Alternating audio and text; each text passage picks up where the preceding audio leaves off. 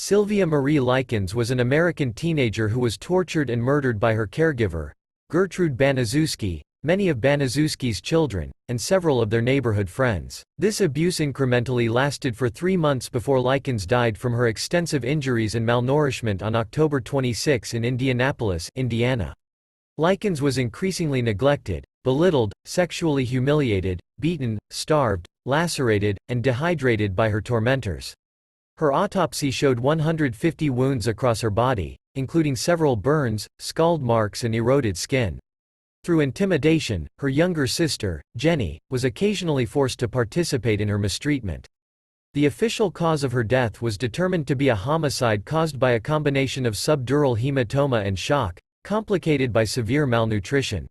At the defendant's trial, Deputy Prosecutor Leroy Neale described the case as the most diabolical case to ever come before a court or jury, and Gertrude's defense attorney, William C., described Likens as having been subjected to acts of degradation that you wouldn't commit on a dog, before her death.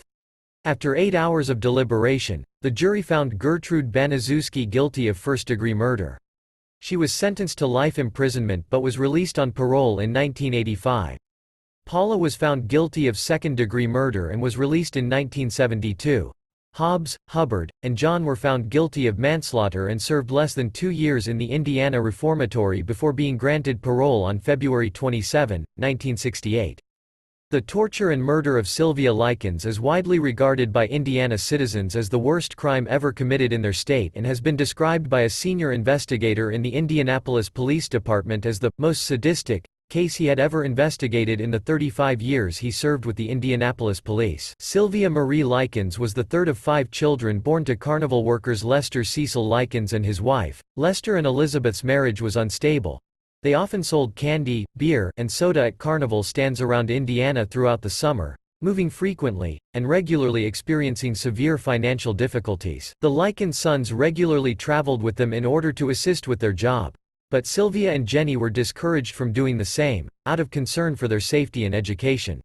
As a result, both sisters frequently stayed with their relatives, often their grandmother. In her teenage years, Sylvia Likens occasionally earned spending money by babysitting, running errands, or performing ironing chores for friends and neighbors, often giving her mother part of her earnings. She has been described as a friendly, confident and lively girl with long, wavy, light brown hair extending below her shoulders, and was known as Cookie to her friends. Although exuberant, Likens always kept her mouth closed when smiling due to a missing front tooth, which she had lost while roughhousing with one of her brothers during a childhood game. On July 3, their mother was arrested and subsequently jailed for shoplifting. Shortly thereafter, Lester Likens arranged for his daughters to board with Gertrude Baniszewski, the mother of 2 girls with whom the sisters had recently become acquainted while studying at Arsenal Technical High School, Paula and Stephanie Baniszewski. At the time of this boarding agreement, Gertrude assured Lester she would care for his daughters until his return as if they were her own children.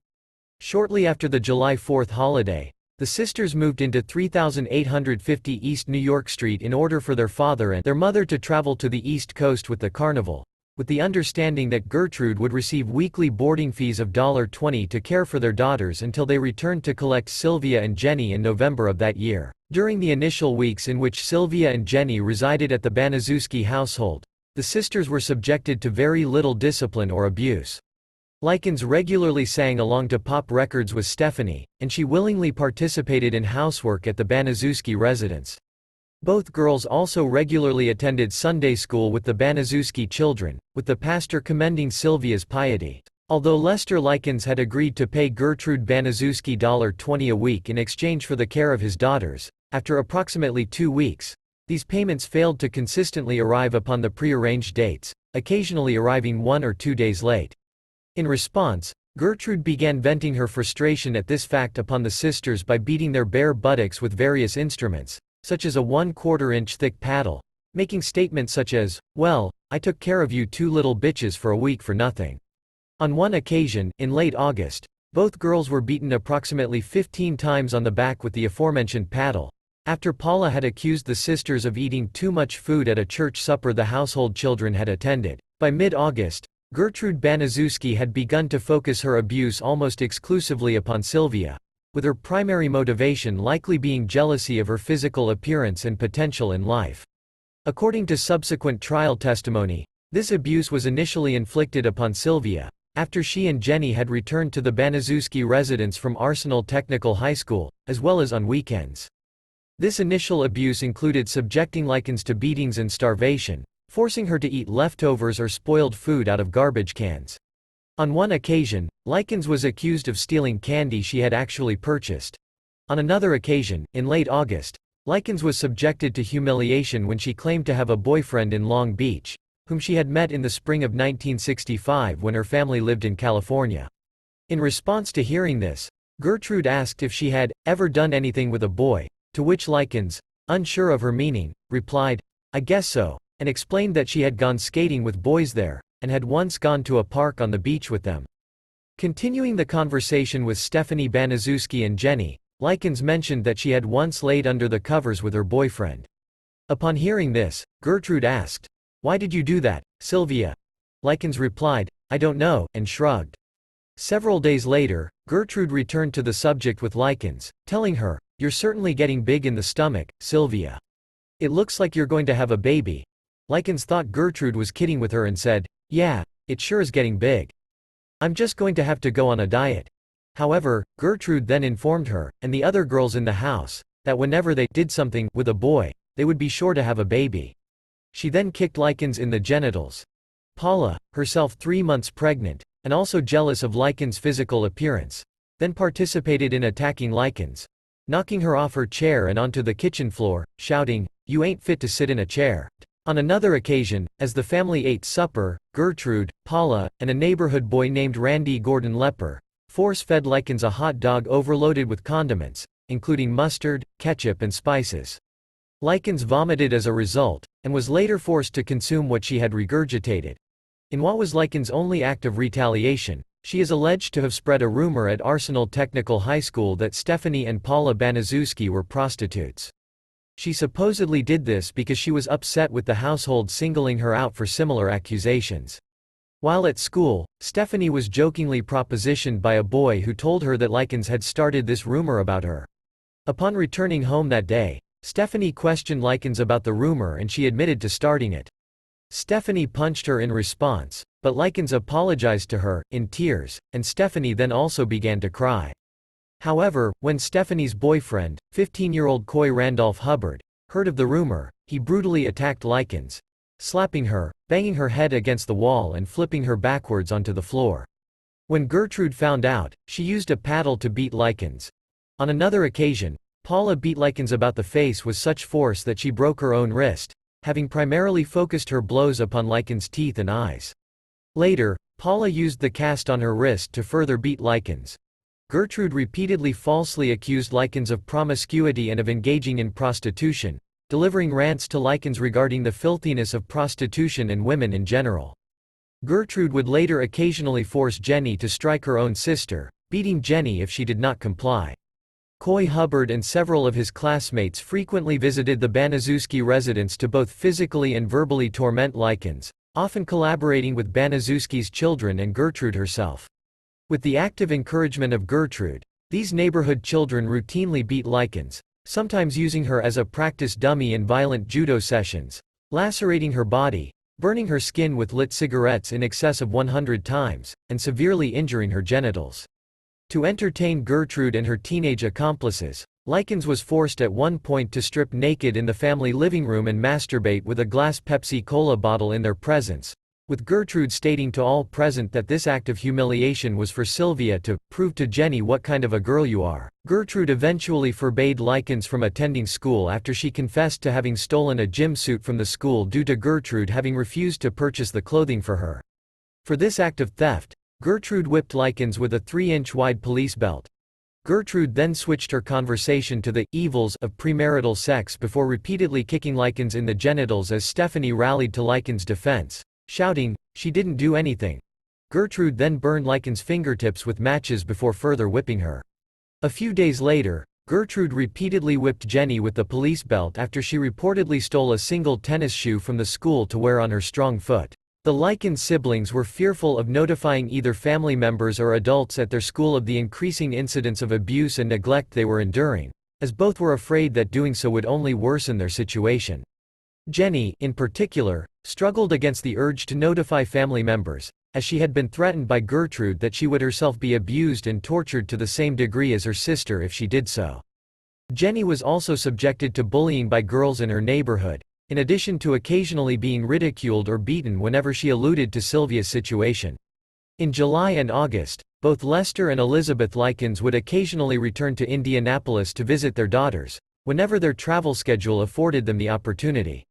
The last occasion Lester and Elizabeth visited their daughters was on October 5. On this occasion, neither girl exhibited any visible sign of distress about their mistreatment to their parents. This was likely because both were in the presence of Gertrude and her children. Almost immediately after Lester and Elizabeth had left the Baniszewski household on their final visit, Gertrude turned to face Likens and stated, "What are you going to do now, Sylvia?" On one occasion in September, the girls encountered their older sister, Diana Shoemaker, at a local park. Both Jenny and Sylvia informed Diana about the abuse they were enduring at the hands of their caregiver, adding that Sylvia was being specifically targeted for physical abuse and almost always for things she had neither said nor done.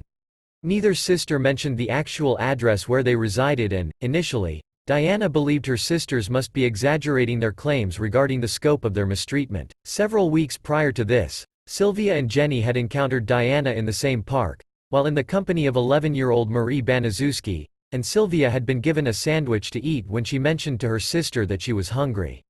Likens remained silent about the matter, although Marie revealed this fact to her family in late September. In response, Gertrude accused Likens of engaging in gluttony before she and Paula choked and bludgeoned her. The pair then subjected Likens to a scalding bath in order to cleanse her of sin, with Gertrude grabbing Likens' hair and repeatedly banging her head against the bath to revive her whenever she fainted. Shortly after this incident, the father of a neighborhood boy named Michael John Monroe phoned Arsenal Technical High School to anonymously report that a girl with open sores across her entire body was living at the Baniszewski household. As Likens had not attended school for several days, a school nurse visited East New York Street to investigate these claims. Gertrude claimed to the nurse that Likens had run away from her home the previous week and that she was unaware of her actual whereabouts, adding that Likens was out of control, and that her open sores were a result of Likens' refusal to maintain decent personal hygiene. Gertrude further claimed that Likens was a bad influence on both her own children and her sister. The school made no further investigations concerning Likens' welfare. The immediate neighbors of the Baniszewski family were a middle-aged couple named Raymond and Phyllis Vermillion. Both initially viewed Gertrude as an ideal caregiver for the Likens sisters, and both had visited the Baniszewski residence on 2 occasions while the girls had been under Gertrude's care. On both occasions, however, the Vermillions witnessed Paula physically abusing Likens, who on both occasions had a black eye, and openly boasting about her mistreatment of the child to them. Upon their second visit to the Baniszewski household, both observed Likens to appear extremely meek and somewhat zombified in nature. Nevertheless, the Vermillions never reported Likens' evident mistreatment to the authorities. Diana Shoemaker discovered that her sisters were temporarily residing at the Baniszewski residence. She visited the property in an attempt to initiate regular contact. Gertrude, however, refused Diana entrance to her property, stating that she had permission from their parents not to allow either of the girls to see her. She then ordered Diana off of her property. Approximately 2 weeks later, Diana encountered Jenny, by chance, close to the home and inquired as to Sylvia's welfare. She was informed, "I can't tell you or I'll get into trouble." Due to the increase in the frequency and brutality of the torture and mistreatment Likens was subjected to, she gradually became incontinent. She was denied any access to the bathroom, being forced to wet herself. As a form of punishment for her incontinence, on October 6, Gertrude threw Likens into the basement and tied her up. Here, Likens was often kept naked, rarely fed, and frequently deprived of water. Occasionally, she was tied to the railing of the basement stairs with her feet barely touching the ground. In the weeks prior to locking Likens in the family basement, Gertrude had increasingly abused and tormented Likens. She would occasionally falsely claim to the children in her household that either she, herself, or one of them had been receiving direct insults from Likens in the hope this would provoke them into belittling or attacking her. On one occasion, Gertrude held a knife aloft and challenged Likens to "fight me back," to which Likens replied she did not know how to fight. In response, Gertrude inflicted a light scour wound to Likens' leg, Physical and mental torment such as this would occasionally pause when the Baniszewskis watched their favorite television shows. Neighborhood children were also occasionally charged 5 cents apiece to see the display of Likens' body and to humiliate, beat, scald, burn, and, ultimately, mutilate her. Throughout Likens' captivity in the basement, Gertrude frequently, with the assistance of her children and neighborhood children, restrained and gagged Likens before placing her in a bathtub filled with scalding water and proceeding to rub salt into her wounds. On one occasion, Gertrude and her 12-year-old son, John Jr., rubbed urine and feces from Gertrude's 1-year-old son's diaper into Likens' mouth before giving her a cup half filled with water and stating the water was all she would receive for the remainder of the day. On October 22, John Baniszewski Jr. tormented Likens by offering to allow her to eat a bowl of soup with her fingers and then quickly taking away the bowl when Likens, by this stage suffering from extreme malnourishment, attempted to eat the food. Gertrude Baniszewski eventually allowed Likens to sleep upstairs, on the condition that she learned not to wet herself. That night, Sylvia whispered to Jenny to secretly give her a glass of water before falling asleep. The following morning, Gertrude discovered that Likens had urinated on herself.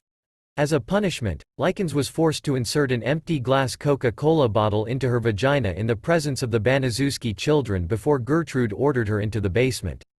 Gertrude called upstairs to the kitchen. Somehow, the conversation got around to tattooing. Gertrude asked Sylvia whether she knew what a tattoo was. She said, "You branded my children, so now I'm going to brand you." Shortly thereafter, Gertrude shouted for Likens to return to the kitchen, then ordered her to strip naked before proclaiming to her, "You have branded my daughters. Now I am going to brand you." She began carving the words, "I'm a prostitute and proud of it," onto Likens' abdomen with a heated needle. When Gertrude was unable to finish the branding, she instructed one of the neighborhood children present, 14-year-old Richard Dean Hobbs, to finish etching the words into Likens' flesh as she took Jenny to a nearby grocery store. In what Hobbs would later insist were short, light etchings, he continued to brand the text into Likens' abdomen as she clenched her teeth and moaned. Both Hobbs and 10-year-old Shirley Baniszewski then led Likens into the basement where each proceeded to use an anchor bolt in an attempt to burn the letter S beneath Likens' left breast, although they applied one section of the loop backwards, and this deep burn scar would resemble the number 3. Gertrude later taunted Likens by claiming she would never be able to marry due to the words carved on her stomach, stating, "Sylvia, what are you going to do now? You can't get married now. What are you going to do?" Weeping, Likens replied, "I guess there's nothing I can do." Later that day, Likens was forced to display the carving to neighborhood children, with Gertrude claiming she had received the inscription at a sex party. That night, Sylvia confided to her sister, "Jenny, I know you don't want me to die, but I'm going to die. I can tell it." The following day, Gertrude Baniszewski woke Likens, then forced her to write a letter as she dictated the contents, which were intended to mislead her parents into believing their daughter had run away from the Baniszewski residence.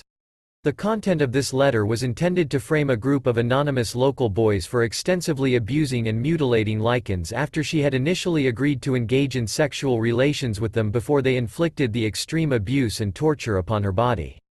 After Likens had written this letter, Gertrude finished formulating her plan to have John Jr. and Jenny blindfold Sylvia, then take her to a nearby wooded area known as Jimmy's Forest and leave her there to die. After she had finished writing the letter, Likens was then again tied to the stair railing and offered crackers to eat, although she refused them, saying, "Give it to the dog, I don't want it." In response, Gertrude forced the crackers into Likens' mouth before she and John Baniszewski beat her, particularly around the stomach. Likens attempted to escape from the basement after overhearing a conversation between Gertrude and John Baniszewski Jr. pertaining to the family's plan to abandon her to die. She attempted to flee to the front door, however, due to her extensive injuries and general weakness, Gertrude caught her before she could escape the property. Likens was then given toast to eat but was unable to consume the food due to her extreme state of dehydration.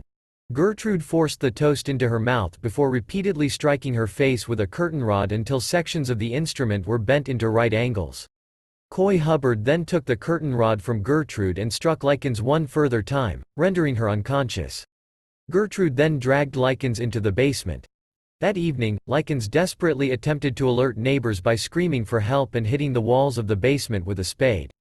One immediate neighbor of the Baniszewskis would later inform police she had heard the desperate commotion and that she had identified the source as emanating from the basement of 3850 East New York Street, but that as the noise had suddenly ceased at approximately 3 o'clock a.m., she decided not to inform police about the disturbance. By the morning of October 26, Likens was unable to either speak intelligibly or correctly coordinate the movement of her limbs. Gertrude moved Likens into the kitchen and, having propped her back against a wall, attempted to feed her a donut and a glass of milk. She threw Likens to the floor in frustration when Likens was unable to correctly move the glass of milk to her lips. She was then returned to the basement. Shortly thereafter, Likens became delirious, repeatedly moaning and mumbling. When Paula asked her to recite the English alphabet, Likens was unable to recite anything beyond the first 4 letters or to raise herself off the ground. In response, Paula verbally threatened her to either stand up or she would inflict a long jump upon her. Gertrude then ordered Likens, who had defecated, to clean herself. That afternoon, several of Likens' other tormentors gathered in the basement. Likens jerkingly moved her arms in an apparent attempt to point at the faces of the tormentors she could recognize, making statements such as, "You're Ricky," and "You're Gertie," before Gertrude tersely shouted, "Shut up, you know who I am." Minutes later, Likens unsuccessfully attempted to bite into a rotten pear she had been given to eat, stating she could feel the looseness in her teeth. Upon hearing this, Jenny replied, "Don't you remember, Sylvia? Your front tooth was knocked out when you were 7. Jenny then left Sylvia in the basement to perform gardening chores for neighbors in the hope of spending money. In an attempt to wash Likens, a laughing John Baniszewski Jr. sprayed her with a garden hose brought to the house that afternoon by Randy Lepper at Gertrude's request. Likens again desperately attempted to exit the basement but collapsed before she could reach the stairs. In response to this effort, Gertrude stamped upon Likens' head before standing and staring at her for several moments. Shortly after 5:30 p.m., Richard Hobbs returned to the Baniszewski residence and immediately proceeded to the basement. He slipped on the wet basement stairs and fell heavily to the floor of the basement to be confronted with the sight of Stephanie crying and cuddling Likens' emaciated and lacerated body after she had been ordered by her mother to clean Sylvia. Stephanie and Richard then decided to give Likens a warm, soapy bath and dress her in new clothes. They then laid her upon a mattress in one of the bedrooms as Sylvia muttered her final wish that her daddy was here, and that Stephanie would take her home. Stephanie then turned to her younger sister, Shirley, exclaiming, "Oh, she'll be all right." When Stephanie realized that Likens was not breathing, she attempted to apply mouth-to-mouth resuscitation as Gertrude repeatedly shouted to the children in the house that Likens was faking her death. Likens was 16 years old when she finally succumbed to her injuries. Gertrude Baniszewski initially beat Likens' corpse with a book, shouting, "Faker! Faker!" in order to rouse her. However, she soon panicked and instructed Richard Hobbs to call the police from a nearby payphone. When police arrived at her address at approximately 6:30 p.m., Gertrude led the officers to Likens' emaciated, extensively bludgeoned, and mutilated body lying upon a soiled mattress in the bedroom before handing them the letter she had forced Likens to write previously by her dictation. She also claimed she had been doctoring the child for an hour or more prior to her death, having applied rubbing alcohol to Likens' wounds in a futile attempt at first aid before she had died. She added that Likens had earlier run away from her home with several teenage boys before returning to her house earlier that afternoon, bare-breasted and clutching the note. Clutching a Bible, Paula Baniszewski, having stated to all present in the household that Likens' death was meant to happen, then glanced in Jenny's direction and calmly stated, "If you want to live with us, Jenny, we'll treat you like our own sister." As previously instructed by Gertrude, Jenny Likens recited the rehearsed version of events leading to Likens' death to police, before whispering to the officers, "You get me out of here and I'll tell you everything." The formal statement provided by Jenny Likens prompted officers to arrest Gertrude, Paula, Stephanie, and John Jr. Baniszewski on suspicion of Likens' murder within hours of the discovery of her body. The same day, Coy Hubbard and Richard Hobbs were also arrested and charged with the same offenses. The 3 eldest Baniszewski children, plus Coy Hubbard, were placed in the custody of a nearby juvenile detention center. The younger Baniszewski children and Richard Hobbs were detained at the Indianapolis Children's Guardians Home. All were held without bail pending trial. Initially, Gertrude denied any involvement in Likens' death, although by October 27 she had confessed to having known the kids, particularly her daughter Paula and Coy Hubbard, had physically and emotionally abused Likens, stating, "Paula did most of the damage, and Coy Hubbard did a lot of the beating." Gertrude further admitted to having forced the girl to sleep in the basement on approximately 3 occasions when she had wet the bed. She became evasive when one officer stated the likely reasons Likens had become incontinent were her mental distress and injury to her kidneys. Lacking any remorse, Paula signed a statement admitting to having repeatedly beaten Likens about the backside with her mother's police belt, once breaking her wrist on Likens' jaw, and inflicting other acts of brutality, including pushing her down the stairs into the basement 2 or 3 times, and inflicting a black eye. John Jr. admitted to having spanked Sylvia on one occasion, adding that, "Most of the time, I used my fists to abuse her." He admitted to having burned Sylvia with matches on several occasions, adding that his mother had repeatedly burned the child with cigarettes. Richard Hobbs and Gertrude Baniszewski at a hearing before Marion County Judge Harry Zachlin, November 1, 1965. Both were formally charged with murder on this date. 5 other neighborhood children who had participated in Likens' abuse, Michael Monroe, Randy Lepper, Darlene McGuire, Judy Duke, and Anna Sisko, had also been arrested by October 29. All were charged with causing injury to person, and each was subsequently released into the custody of their parents under subpoena to appear as witnesses at the upcoming trial. The autopsy of Likens' body revealed she had suffered in excess of 150 separate wounds across her entire body, in addition to being extremely emaciated at the time of her death. The wounds themselves varied in location, nature, severity, and the stage of healing. Her injuries included burns, severe bruising, and extensive muscle and nerve damage. Her vaginal cavity was almost swollen shut. Moreover, all of Likens' fingernails were broken backwards, and most of the external layers of skin upon the child's face, breasts, neck, and right knee had peeled or receded. In her death throes, Likens had evidently bitten through her lips, partially severing sections of them from her face. The official cause of Likens' death was listed by coroner Dr. Arthur Kebbell as a subdural hematoma due to her receiving a severe blow to her right temple. Both the shock she had primarily suffered due to the severe and prolonged damage inflicted to her skin and subcutaneous tissues, plus the severe malnutrition, were listed as contributory factors to her death. Rigor mortis had fully developed at the time of the discovery of her body, indicating Likens may have been deceased for up to 8 hours before she was found, although dry. Kebbell did note Likens had been recently bathed, possibly after death, and that this act could have hastened the loss of body temperature and thus sped the onset of rigor mortis. The funeral service for Sylvia Likens was conducted at the Russell and Hitch Funeral Home in Lebanon on the afternoon of October 29. The service was officiated by the Reverend Lewis Gibson, with more than 100 mourners in attendance. In his eulogy, the Reverend Gibson stated, "We all have our time, but we won't suffer like our little sister suffered during the last days of her life." The Reverend Gibson then strode towards Likens' casket before adding, "She has gone to eternity." Following this service, Likens' casket was placed by pallbearers in a hearse and driven to the Oak Hill Cemetery to be interred. This hearse was one of a 14-vehicle procession to drive to the cemetery for Likens' burial. Her headstone is inscribed with the words, "Our darling daughter."